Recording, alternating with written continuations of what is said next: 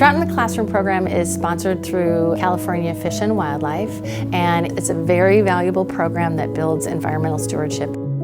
This program brings small, beautiful, fertilized eggs to fourth grade classrooms, or any grade level actually that applies for the program and attends a training.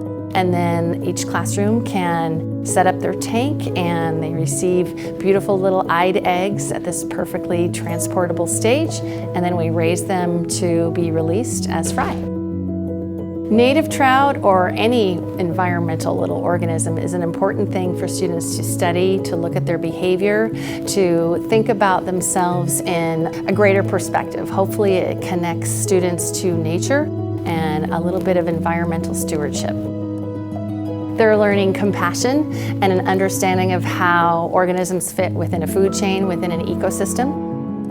We receive fertilized eggs from hatcheries, sometimes as far away as Shasta, sometimes Fresno. We rely on our volunteers through the Kern River fly fishing organization, and they coordinate with our person at the Fish and Wildlife. And then we are delivered pouches of 30, and depending on the tank size, sometimes we get up to 90 eggs. And they come chilled in a cooler, and then we gently release them into a chilled water tank that's about 50 degrees, where there's some gravel, some rocks, and some clean, cold, fresh, oxygenated water.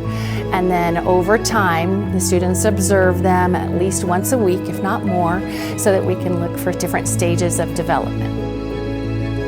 So they grow from the egg, which is about the tip of an eraser, and then they grow in some tanks to about an inch, maybe 3.2 centimeters, depends on the water level and the amount of feeding that they're getting.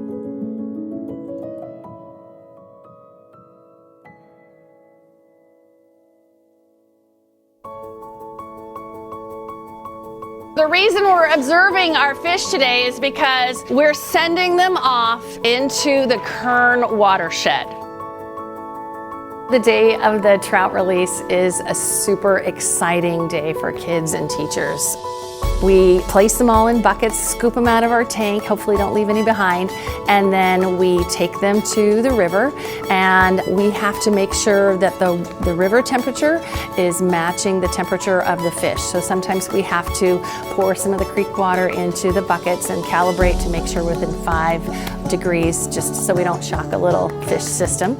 And then we scoop them into a cup, usually 1 to 2 per cup, so that the kids can take a look at their fish, make their goodbyes, and then we ask that they gently put their cup into the river, not pour from a high level, because we want the river to come into the cup and then sweep the fish out.